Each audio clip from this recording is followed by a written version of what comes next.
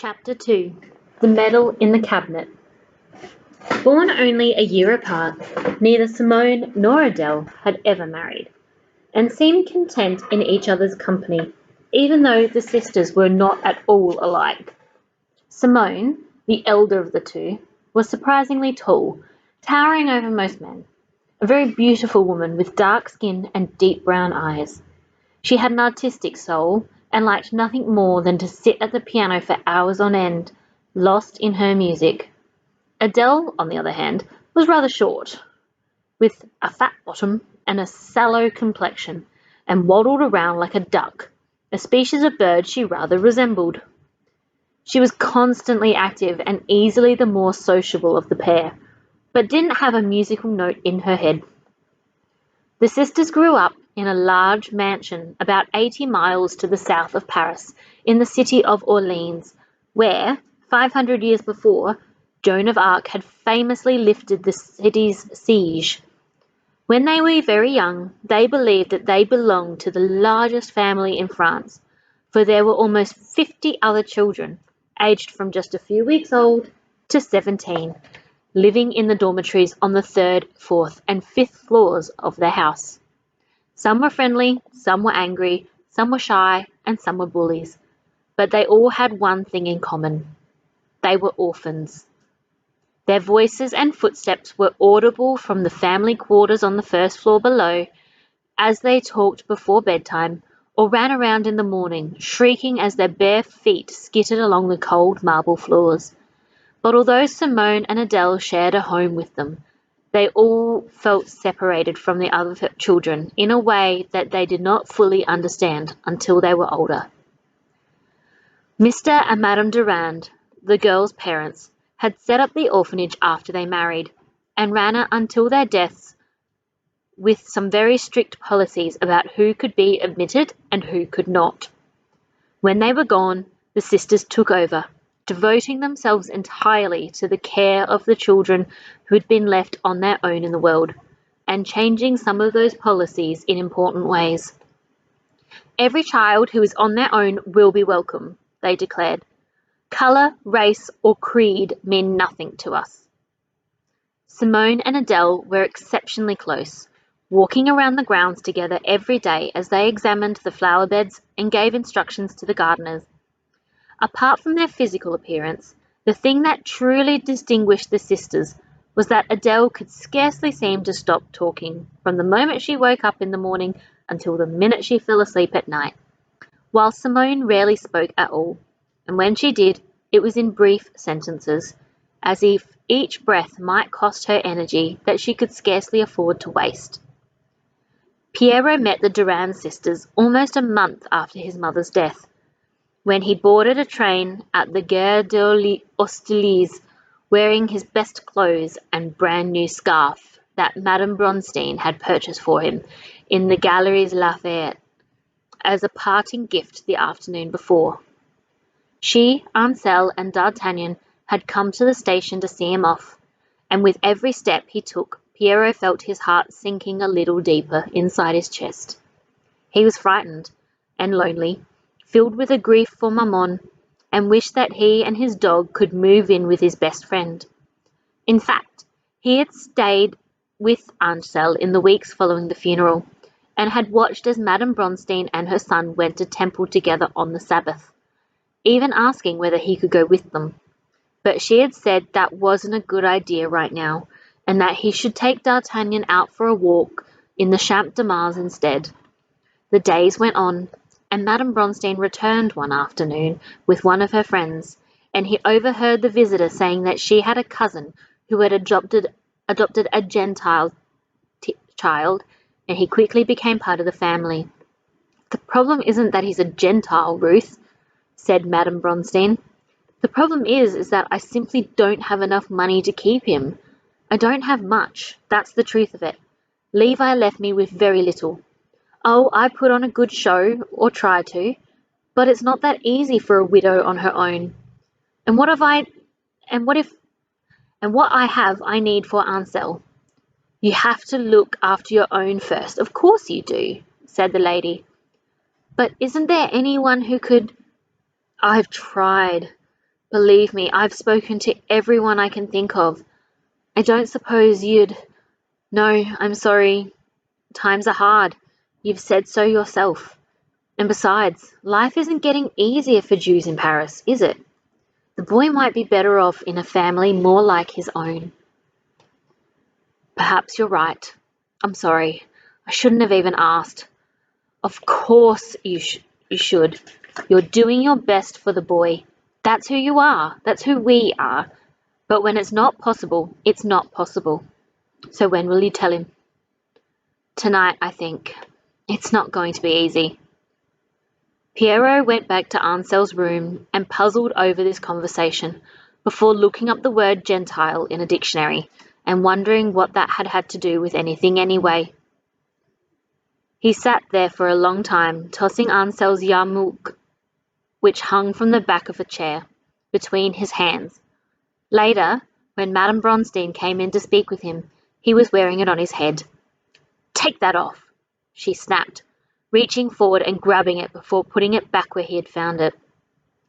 It was the first time in his life she had ever spoken to him harshly. "You don't play with something like this. It's not a toy. It's sacred."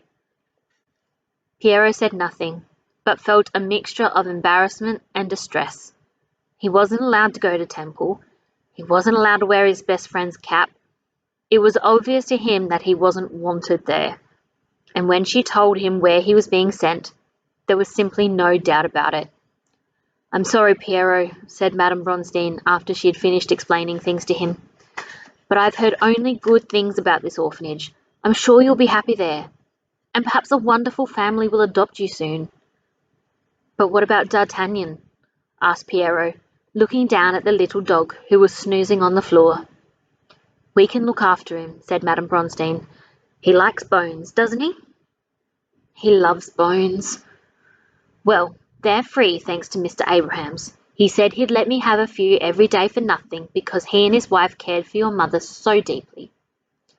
Pierrot said nothing. He was sure that if things were different, Maman would have taken Ansel in. Despite what Madame Bronstein had said, it must have had something to do with the fact that he was a Gentile. For now, he was simply frightened by the idea of being alone in the world, and felt sad that Ansel and D'Artagnan would have each other, while he had no one at all. "I hope I don't forget how to do this," sighed Pierrot, as he waited with his friend on the station concourse that morning, while Madame Bronstein purchased his one-way ticket. "You just said that you hope you won't become an eagle," sighed Ansel, laughing and showing his friend the signs that he should have made. "See?" sighed Pierrot, wishing he could throw all the different shapes in the air and let them fall back into his fingers in the proper order. "I'm already forgetting." "No, you're not. You're still learning, that's all." "You're so much better at it than I am." Ansel smiled. "I have to be." Pierrot turned as he heard the sound of steam escaping from the valves of the train's smoke box and the harsh blast of the conductor's whistle, a furious call to platform that made his stomach turn over in anxiety. There was a part of him, of course, that was a little excited about this bit of his journey, as he had never been on a train before. But he just wished that the trip would never come to an end, because he was scared of what was waiting for him on the other end. "We can write to each other, Ansel," sighed Pierrot. "We must never lose touch." "Every week." Pierrot made the sign of the fox, Ansel made the sign of the dog, and they held the two symbols in the air to represent their eternal friendship. They wanted to give each other a hug, but there were so many people around that they felt a little embarrassed, and so shook hands instead as Pierrot took his leave of them. "Goodbye, Pierrot," said Madame Bronstein, leaning down to give him a kiss. And the noise of the train was so loud now, and the bustle of the crowd so overwhelming, that it was almost impossible to hear her. "It's because I'm not a Jew, isn't it?" said Pierrot, looking directly at her. "You don't like Gentiles, and you don't want one to live with you." "What?" she asked, standing up straight and looking shocked. "Pierrot, whatever gave you that idea? That was the last thing on my mind. Anyway, you're a smart boy.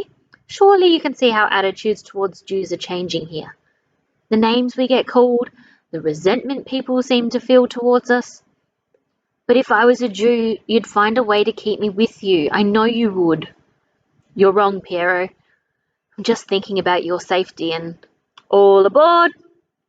Cried the conductor loudly. Last call, all aboard!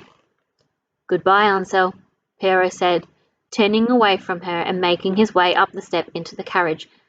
Piero, cried Madame Bronstein, come back, please. Let me explain, you have it all wrong.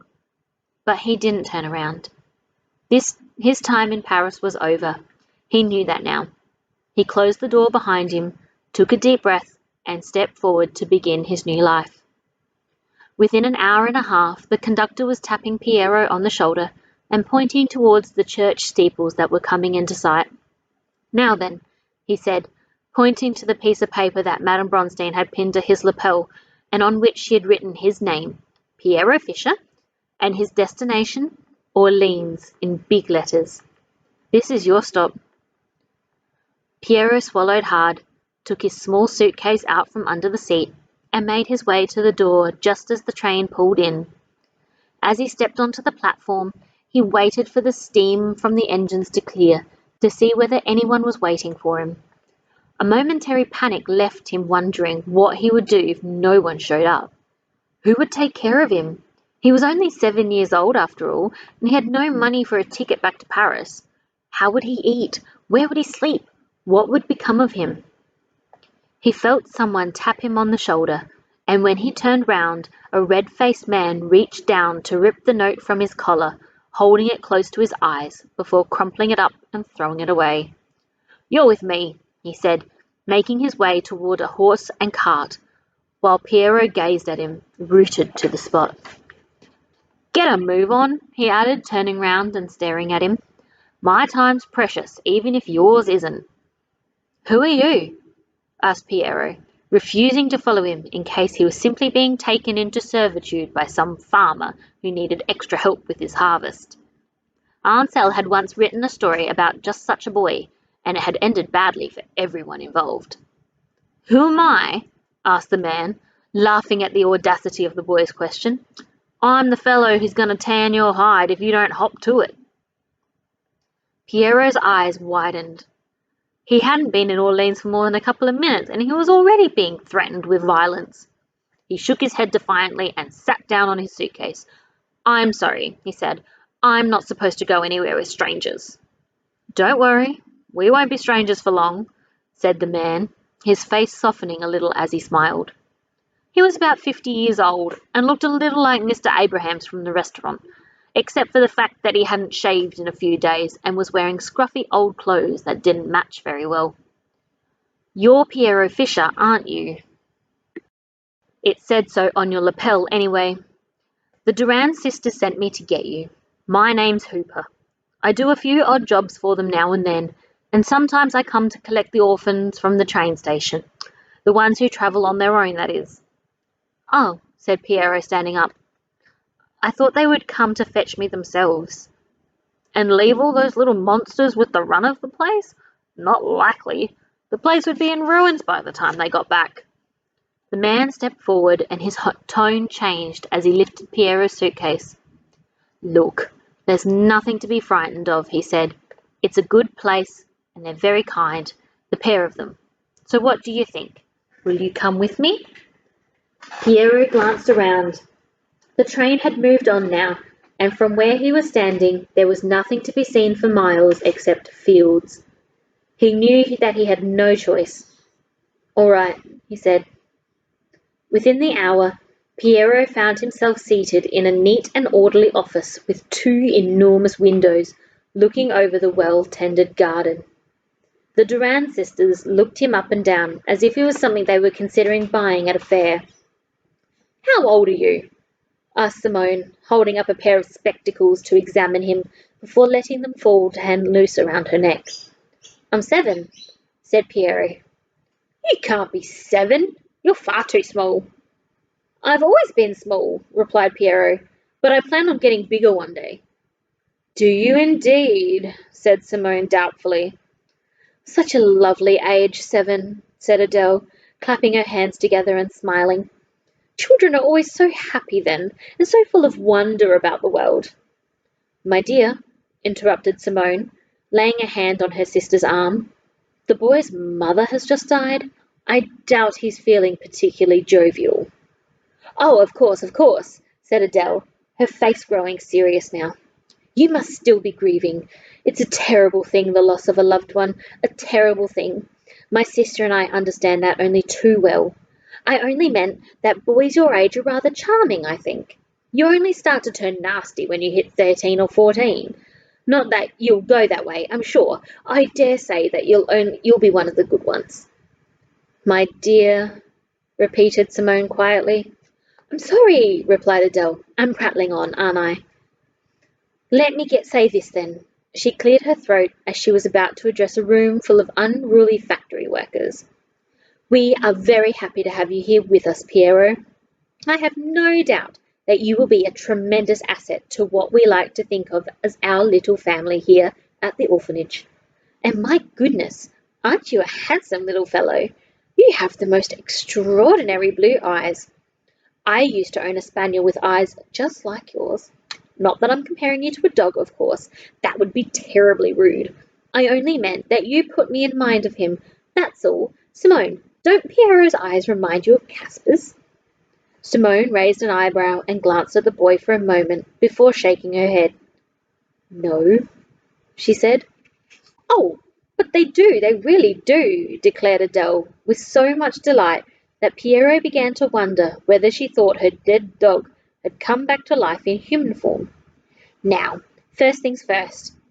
And here her expression turned quite serious.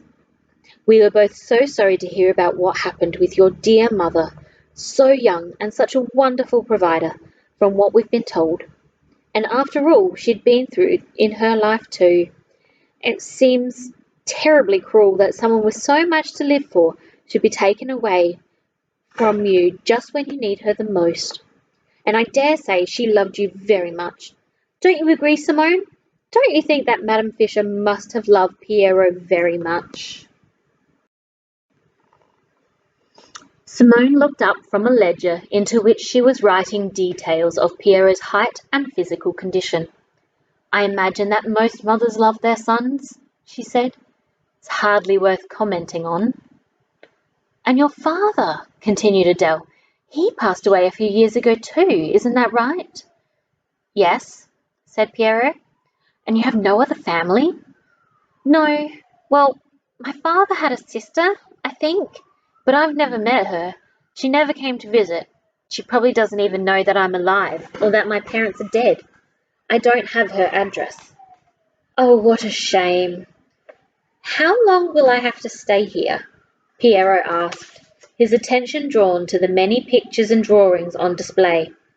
On the desk, he noticed a photograph of a man and a woman seated on two chairs with a large gap between them. Such serious expressions on their face that he wondered whether they'd been captured in the middle of an argument. He knew by looking at them that they were the sisters of the sisters' parents. Another photograph, placed on the opposite corner of the desk, revealed two little girls holding hands with a slightly younger boy who was standing between them. On the wall was a third photograph, a portrait of a young man with a pencil moustache wearing a French army uniform. The picture was taken in profile, so from where it hung, the young man was staring out of the window into the gardens beyond with a rather wistful expression on his face.